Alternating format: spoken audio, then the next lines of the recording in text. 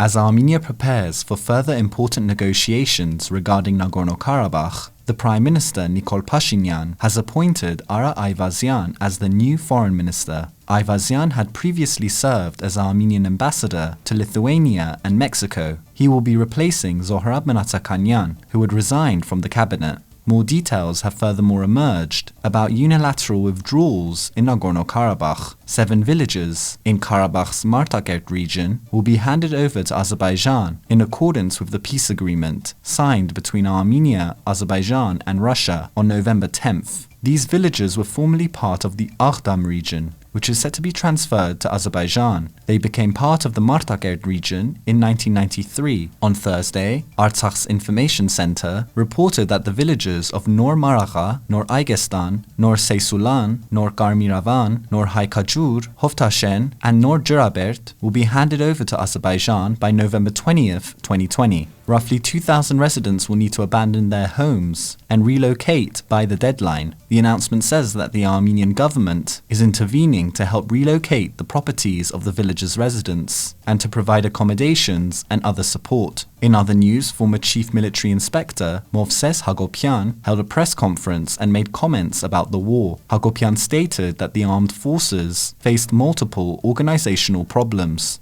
According to Hagopian, on the 5th day of the war, about 1,500 people, including not only volunteers, fled from the front line, and later those people were isolated, so they could not go back to Armenia and spread panic. In addition to this, Hagopian criticized the government's information and communication policies during the war, claiming that almost all the information conveyed was misinformation. In Yerevan, once again anti-government protests took place outside the Opera House, calling on the PM to resign. A rival pro-Pashinyan protest took place in Republic Square. Pashinyan went and addressed the protesters, thanked them and told them to disperse, stating that he will call for rallies in the future if deemed necessary. In terms of the international arena, Russian Foreign Minister Sergei Lavrov held discussions regarding Karabakh with the OSCE Minsk Group Co-Chairs. Issues of coordination and mediation efforts involving Russia, the US and France were also discussed. And finally, the EU's High Representative for Foreign Affairs, Josep Borrell, called for negotiations between Armenia and Azerbaijan to be renewed. He also stated that the settlement of the issue of status in Karabakh should be reached. On top of this, the EU announced that €3 million